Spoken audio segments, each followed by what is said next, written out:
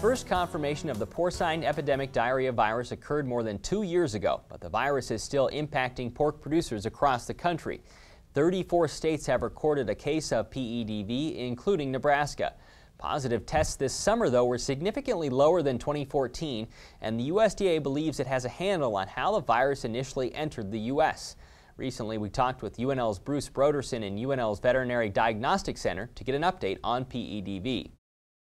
It's still circulating in the state, and there are continually new cases that arise, as well as reinfections or re-outbreaks in herds that have had outbreaks before. So, what do we know about how it first got into the U.S.? Well, there's been a report recently from the USDA about they did interviews of lots of people in the industry trying to track back where it came from, and did some testing of samples from before the outbreak, and they think it comes down to maybe containers that hold feed or ship feed from overseas, and it's these large tote bags or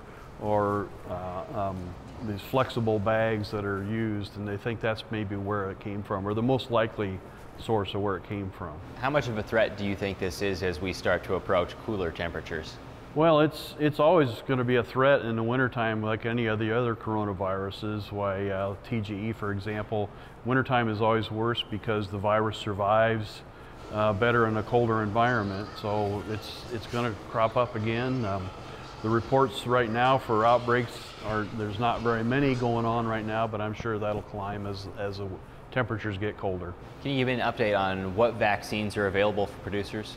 Well, there's two vaccines. One is a fully licensed vaccine, and that's been around since I think 2014, June of 2014. And then there's also a provisionally licensed vaccine or conditionally licensed vaccine that's available as well. And I think that one will be fully licensed over time as they get more data to provide to the USDA. They're both preventative? Yes. And so the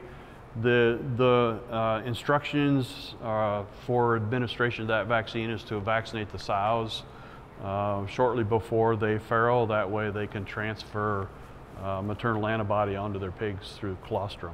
Can you reinforce some of the biosecurity measures that producers should be taking on their farms? Well, everything and anything they can do to limit exposure or limit tracking material back to their farms. With that USDA report just demonstrates how subtle or how hidden that virus can be, and so changing clothes, changing boot wear, anything you can do to prevent tracking it back, and cleaning equipment, cleaning trailers is another thing too.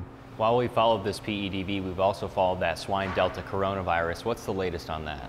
Well, that virus is out there as well.